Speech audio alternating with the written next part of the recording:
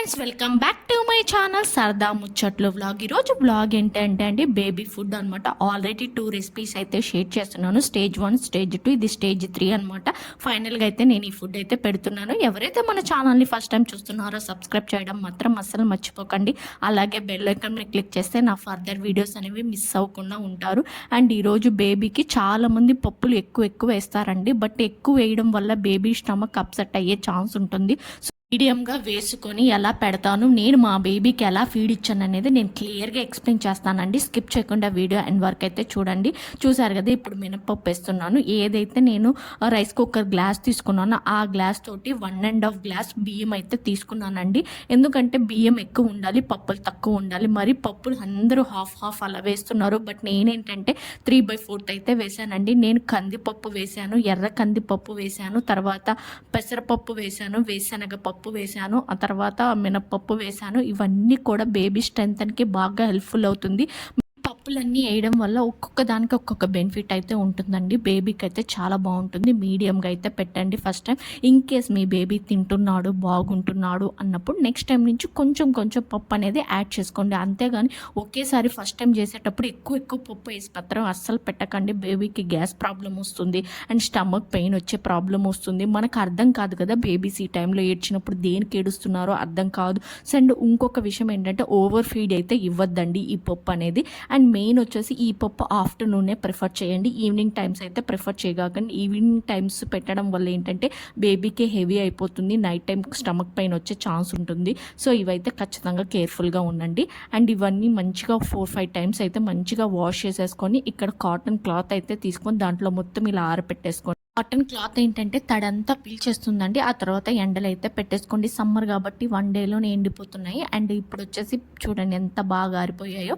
ఇంక ఇప్పుడు వేయించుకోవాలన్నమాట. ఈ వేయించే దాంట్లో కూడా టేస్ట్ అనేది ఖచ్చితంగా తెలుస్తుందండి. చాలా సిమ్లో పెట్టుకొని చాలా జాగ్రత్తగా స్లోగా ఫ్రై చేసుకోవాలి. మనం ఎంత సిమ్లో పెట్టుకొని స్లోగా ఎంచుకుంటామో అంత బాగుంటుంది ఫ్లేవర్. అండ్ నేను ఇక్కడ వచ్చేసి బియ్యంతో పాటు అన్ని పప్పులు ఒకేసారి ఫ్రై చేస్తున్నాను. కొంతమంది సపరేట్గా వేయించుకుంటారు. మీకు అలా కావాలంటే కూడా అలా వేయించుకోండి. బట్ నేను ఇలాగే వేయించుకుంటున్నాను.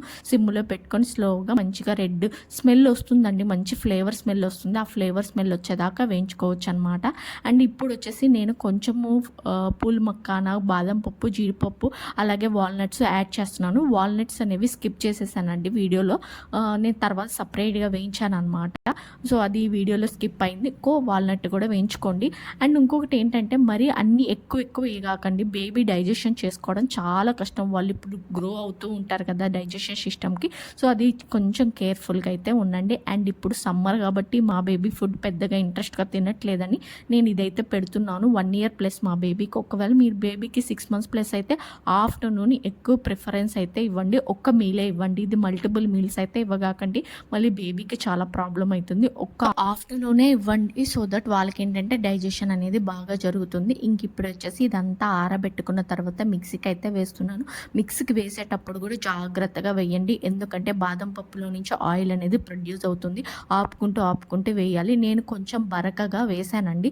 మా బేబీ 1 ఇయర్ ప్లస్ కాబట్టి కొంచెం వాడికి పలుకుగా తగులుతుంటే సో దట్ ఫ్లేవర్ అర్థమవుతుంది. అలాగే మా బేబీకి ఎక్కువ టీత్ కూడా లేవండి. సో దట్ వాడికి అయితే ఈజీగా ఉంటుంది తినడానికి. అందుకని చెప్పి నేను కొంచెం బరకగా అయితే వేశాను. ఒకవేళ మీ బేబీ 6 మంత్స్ ప్లస్ అయితే మాత్రం కొంచెం జల్లెడ పట్టండి. జల్లెడ పట్టి చాలా స్మూత్ పౌడర్ లాగా చేయండి. వాళ్ళు ఎటువంటిది మింగలేరు పలుకులు అనేవి.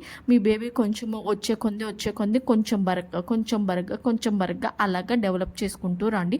సో దట్ బేబీ కూడా బాగుంటుంది. అండ్ ఇది వచ్చేసి నేను ఇప్పుడు మా బేబీకి ఒక 2 స్పూన్స్ అయితే పెడుతున్నా. ఎలా ఉడకపెట్టాలి, ఇది ఉడకపెట్టడం కూడా చాలా ఇంపార్టెంట్ అండి. ఎందుకంటే దీంట్లో అన్ని పప్పులు ఉంటాయి. మేము జస్ట్ లైట్గా రోస్ట్ చేస్తాం కాబట్టి ఇది ఎక్కువ ఉడికిన తర్వాతే బేబీకి ఫీడ్ ఇస్తే బేబీకి ఎటువంటి ప్రాబ్లం అయితే రాదు. నేను 2 స్పూన్స్కి 2 గ్లాసెస్ వాటర్ అయితే పోసుకున్నాను. టీ గ్లాస్ తోటి. మీరు కావాలంటే కొంచెం ఎక్కువైనా పోసుకొని మంచిగా ఉడకబెట్టండి ఆ పప్పులు కాబట్టి. ఇది చాలా ఇంపార్టెంట్ థింగ్ అండి. అండ్ సిమ్లో పెట్టి స్లోగా మీరు దగ్గరుండి తిప్పుతూ ఉండాలి, లేకపోతే పొంగు వస్తూ ఉంటుందన్నమాట.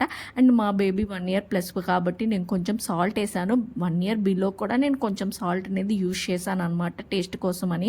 అయితే కొంచెమే ఎక్కువ యూజ్ చేయకూడదు. ఇట్లాగా దగ్గరుండి మంచిగా చేసుకోవాలన్నమాట. అండ్ ఇంకోటి ఏంటంటే మా బేబీ సమ్మర్ కదా, ఫుడ్ అస్సలు తినట్లేదండి. అందుకనే నేను ఈ పిండి అనేది ఫీడ్ ఇస్తున్నాననమాట. అండ్ ఆకలి అవ్వడానికి గూడా నేను ఒక రెసిపీ చేశాను. అదేంటనేది కూడా నేను క్లియర్‌గా షేర్ చేస్తాను. అండ్ షార్ట్‌లో గూడా ఫుడ్ రెసిపీ షేర్ చేస్తున్నాను. ఖచ్చితంగా ఫాలో అవ్వండి. సబ్స్క్రైబ్ చేసుకోండి, లైక్ చేయండి. మీకు తెలిసిన న్యూ మదర్స్‌కి కూడా షేర్ చేయండి. వాళ్ళకి ఎంతో కొంత హెల్ప్‌ఫుల్ అయితే అవుతుంది. క్లిప్‌లో జీలకర్ర వేయడం మర్చిపోయానండి. సో, నేను జీలకర్రని సెపరేట్‌గా వేయించేసి మిక్సీ బట్టి వేశాను. చాలామంది వామ్ గూడా వేసుకుంటారు. వామ్ గూడా వేసుకోండి. నేను మా బేబీకి హీట్ ఎక్కువ ఉంటుందని దాన్ని అవాయిడ్ చేశాను. మీకు కావాలంటే వేసుకోవచ్చు. ఇప్పుడు ఏంటంటే నేను ఒక 1 స్పూన్ గీ కూడా వేస్తున్నానండి. గీ వల్ల కూడా మంచిది గుడ్ ఫ్యాట్స్ అనేవి వస్తాయన్నమాట. సో, ఈ పప్పుల వల్ల గీకి యాడ్ చేస్తే బేబీకి అయితే చాలా చాలా టేస్టీ యమ్మీగా ఉంటుంది. ఈజీగా తినేస్తారండి. ఈ ఫుడ్ అయితే మా బేబీ రిజెక్ట్ చేయకుండా తింటాడనమాట. అండ్ నేను రైస్ ఒకటి కూడా ఆల్రెడీ షార్ట్‌లో పెట్టాను. అది కూడా మంచిగా ఇష్టంగా తింటాడనమాట.